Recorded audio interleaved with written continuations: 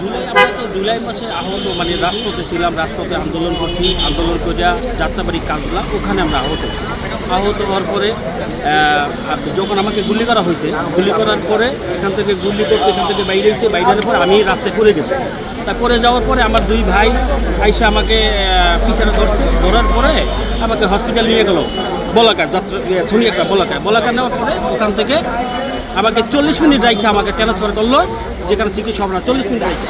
40 minute পর একটা পিকেবে লাশের মতন একটা পিকেবে করে উঠাই দিয়ে মিরপুর হসপিটাল পাঠিয়েছে। আমার হসপিটাল কাজপাতি সবই আমার আছে, কিন্তু আমার গঠন হয়েছে আমার বাইরে যারা আহত হয়েছে সবাই আহত হয়েছে, কম বেশি হোক সবাই চিকিৎসা পাইছে, সবাই আর্থিক সহযোগিতা পাইছে।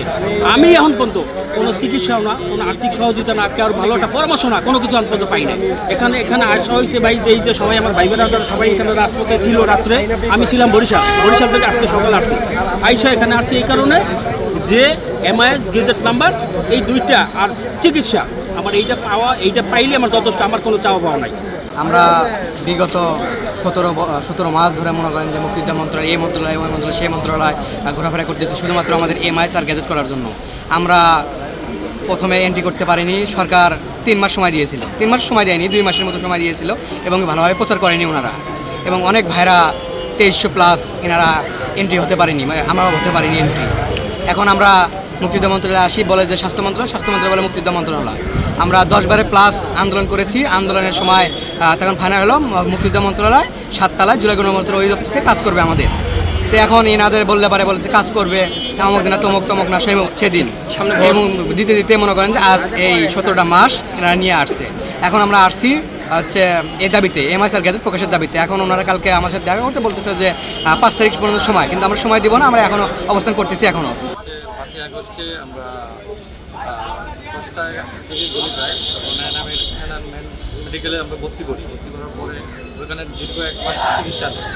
তখন ওইখান থেকে আমরা রিলিজ দেওয়ার পরে আমরা CMS-এ ভর্তি হই। ওইখান থেকে 1 বছর 7-8 মাস চিকিৎসা নেওয়ার পরে ওইখানে আমাদের MIS মেডিকেল থেকেই করে দিচ্ছিল। তখন এটা নিয়ে আমাদের ক্যাটাগরি ছিল না, যার কারণে আমাদের গ্যাজেট প্রকাশ হয় না।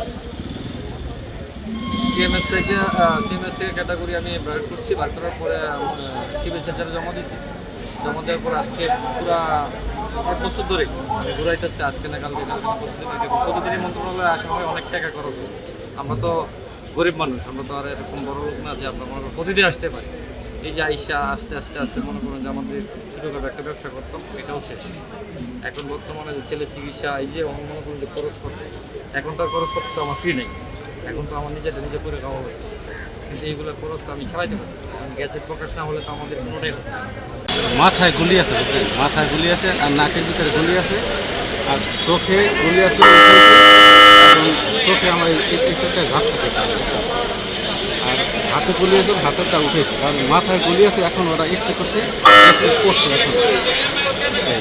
এখন কমপক্ষে 1 লক্ষ টাকা খরচ আছে আমার এই মাথা আর এই যে নাকে, তারপর চোখে, এতে সব মিলিয়ে 1 লক্ষ টাকা খরচ আছে কমপক্ষে।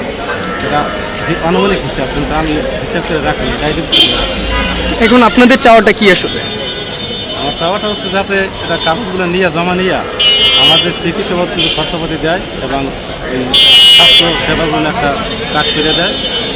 আর পরবর্তী যা করা এটা পরবর্তী সমস্যা যেটা হয়ে যায়।